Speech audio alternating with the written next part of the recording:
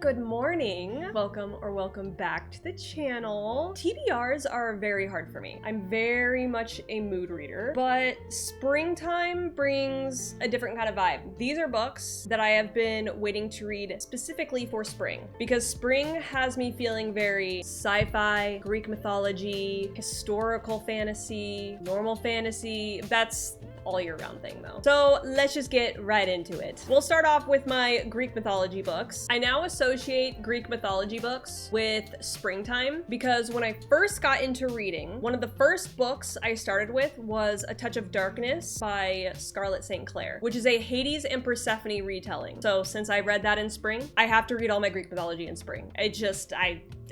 That's just what has to happen now. With that being said, I really want to read some Madeline Miller books. So The Song of Achilles, where we follow Patroclus and Achilles and how they came to know each other, how their relationship grew, and how they handle going to the Trojan War side by side. I've heard this book is beautiful and it gets pretty emotional. I've been mentally preparing myself. And then I want to read Circe by Madeline Miller. Circe is born from the god of the sun, Helios. Her mother, and I don't know how to say her name, Percy? Let me know if you know how to say that, because I found people saying it multiple ways. But Circe doesn't have any powers from her parents, but she finds she possesses the power of witchcraft. So she can transform anybody she hates into monsters. The gods see this as a threat, and they banish her to an island with humans and some other Greek myth homies that we love, like the Minotaur, Daedalus and his son Icarus, and Odysseus. Then of course is a conflict with the Olympians, and she'll have to choose whether she wants to belong to the gods or the humans that she has grown up with and has grown close to.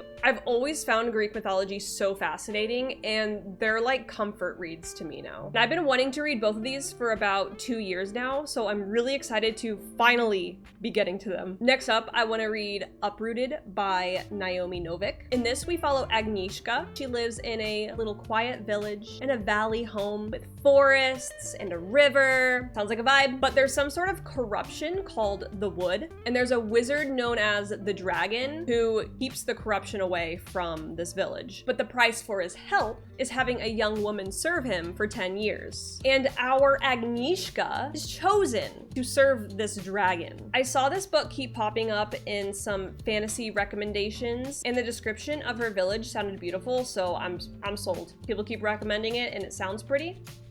I'm down. Now for my historical fantasy reads, I want to read Emily Wilde's Encyclopedia of Fairies by Heather Fawcett. Historical fantasy has really been growing on me ever since I started reading the Memoirs of Lady Trent series, and the Emily Wilde series is giving me the same vibes as that one. But instead of dragons, our main character studies fairies. We follow Emily Wilde, who is apparently not so great at socializing and just wants to be with her books, relatable, and study fairies. And she wants to write the world's first Encyclopedia of Fairies.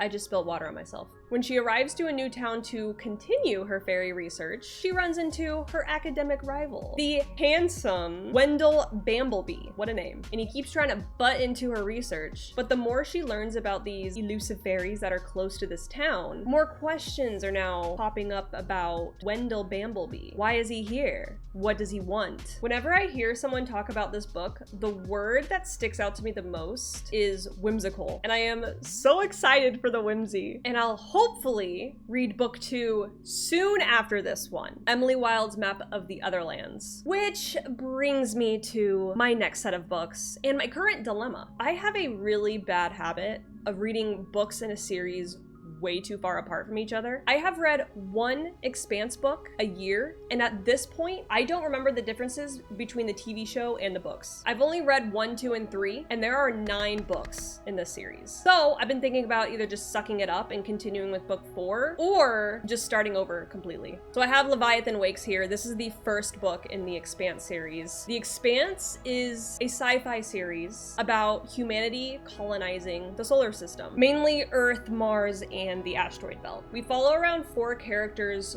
per book, but the main guy we follow in here is Jim Holden. He's an exo on an ice miner who makes runs from Saturn's rings to the asteroid belt. And when they're out making a run, they come across a seemingly abandoned ship called the Scopuli. So they board this ship, and clearly something has gone down inside of it. What started out as checking on this too quiet ship turns into an all-out war in the solar system. The other main character we follow is Detective Miller, and he's looking for a girl whose parents have a lot of money, so he's doing all he can to find this one person in the entire solar system. And his clues lead him to the Scopuli and Jim Holden. And Miller finds out that this girl may be more important than just another random missing person case. Holden and Miller's situations are lining up, and they work together to find out what's really going on and uncovering secrets about this missing girl and the Scopuli. And honestly, even just talking about what happens in this book is making me so excited. I love this series so much, and I've decided I am going to just start over from book 1. And I will read the books closer together. One book a year is not gonna cut it anymore. I need to work on that. Fingers crossed I can stick to my first official seasonal TBR. I have a few months to get through these, and I'm already even more excited to get through them now that I've actually talked about them. And I feel like they're all kind of different from each other, so it should be easy to mood read through these. Let me know if you're also the type of person to save certain books for specific seasons. It always gives me something to look forward to, and for me, it makes the season and the book